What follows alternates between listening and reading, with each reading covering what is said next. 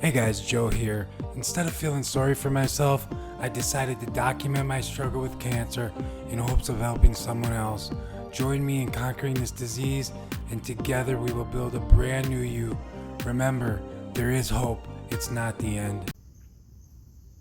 Hey guys, Joe Rachel here, back making another video.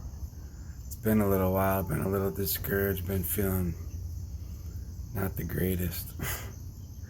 To say the least, but we're 4 cycles in, man. 4 cycles done, and we got the results of the scan, and it wasn't what I was looking for. It wasn't what I was hoping for. So I finished my treatment on Friday. If you've been watching any of my videos, I go Monday through Friday with REPOC.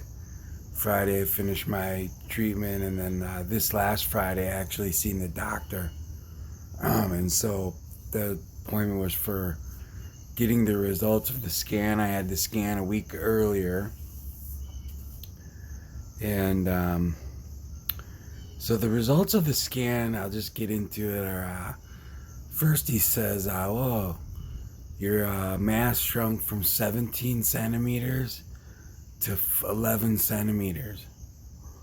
And I'm like, whoa, this is the first time I've heard of this 17 centimeters. All along it had been 14 centimeters. So in my mind, if I'm halfway done with the treatment or more, which now I'm a little more than halfway done, I'm thinking if this is working, then the mass should be half shrunk. Well, that's not the case. The measurements, and I never really considered the width, the thickness of the tumor. I mean, the width, yes. No, I should say the width is the span from, say, here to here, right? It's to be the height, but then the thickness of the tumor is something I never really considered, but that has shrunk as well.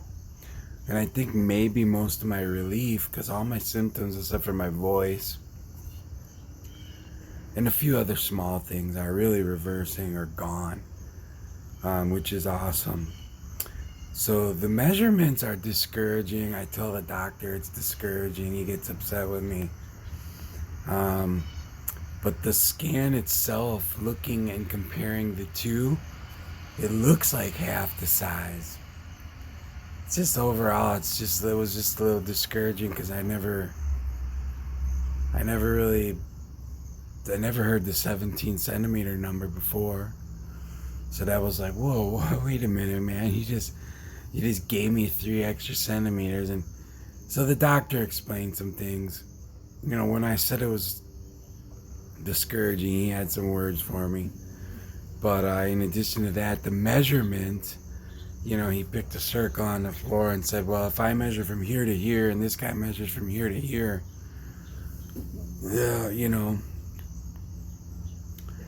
he said you're going to come up with a little bit different, measurement.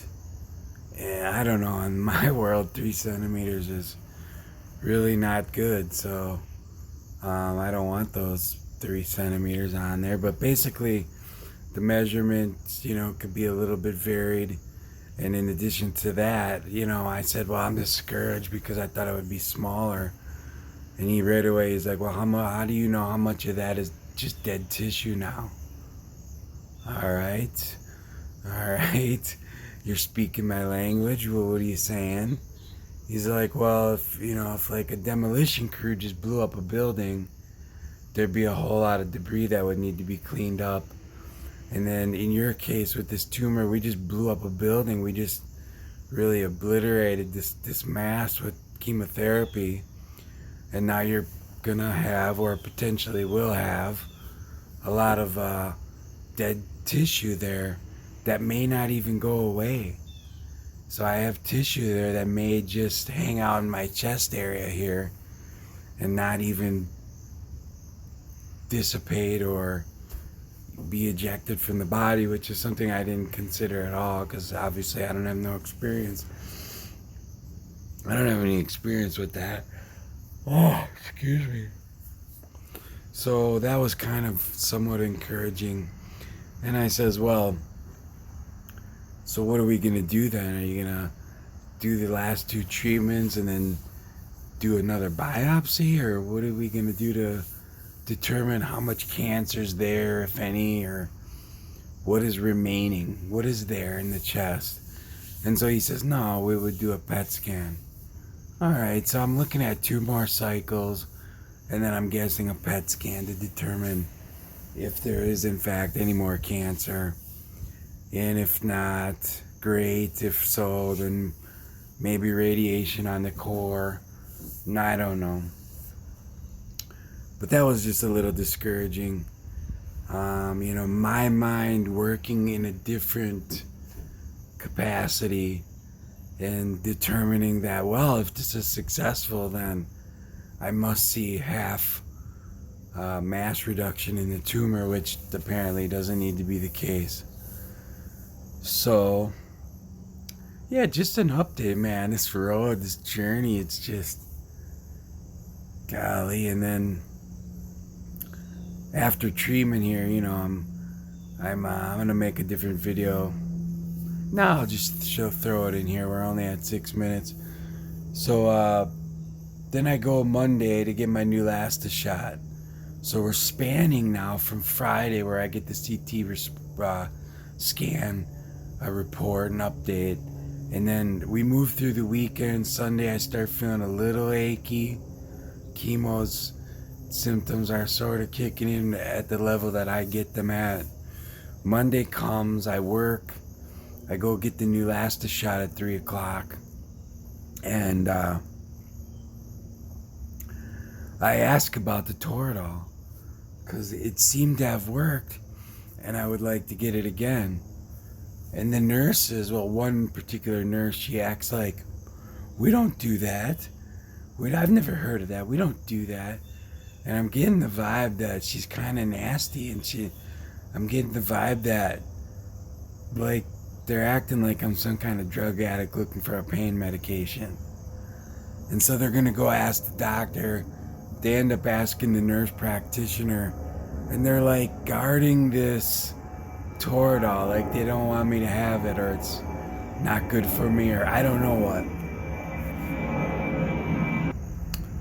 Alright, I had to wait for the plane to come over, or go over. So the Toradol is no more. The nurse practitioner told me to take 600 milligrams of ibuprofen as frequently as necessary, I guess, for the next few days. For the next week. It is now Tuesday morning. I'm sitting out on my deck here. It's beautiful August morning, end of the summer. We're going to start feeling the cold weather come in. And so basically the nurse tells me to rotate these ibuprofen and even a Aleve. So you've got ibuprofen and I forget, naproxen sodium, Aleve. And so rotate those 2 for the pain, the Toradol.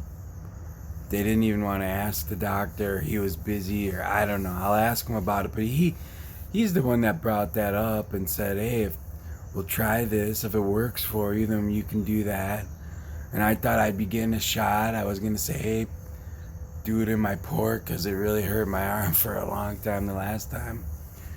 Do it in my port, and maybe I'll come back on, Thursday for another shot. I don't know. Well, that's not the case. They don't want to give it to me. Whatever, I don't care. I only got 2 cycles left. So then we can hopefully take a break from all this and get my hernia fixed.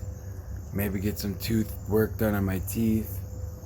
And so we shall see where this goes. But so the Toradol is no more. The scan report is in. Wasn't exactly what I wanted to hear, but we're still alive. We're feeling good. The symptoms are reducing. And there's not much to complain about, guys. If I look at these people in the other groups, there's the couple cancer support groups that are big, that mostly, there's a lot of people dying and a lot of people not doing well on treatment. And then there's the Joe Tippins cancer, my cancer journey. That group is a whole different ball of wax. They are taking the Panacure, the dog dewormer, and many people are getting results. If you have not looked into that, I recommend that you read through that. I'm watching that. I'm not sure if I need that yet, but I think I'm gonna buy the product and have it around just in case I want to flip to that and start taking that protocol. I'm also gonna read the book How to Starve Cancer by Laura. I forget the name, but I can put it in the description below. So I'm watching that sort of protocol. I'm seeing people with excellent results in that group, and the group is upbeat and positive. It's a different tone because of that protocol. So I'm watching that. I'm sitting here and I'm drinking my ozone water, still taking cannabis oil, gonna start eating better, gonna start fasting again. And overall things are decent. I'm feeling good, but the measurements of the scan did not make me happy. But that's how this works, this journey. So hang in there. Love you. Stay positive. Remember, hope. There is hope. It's not the end. And press forward and fight, man. Don't give up. Stay strong up here. Talk to you soon.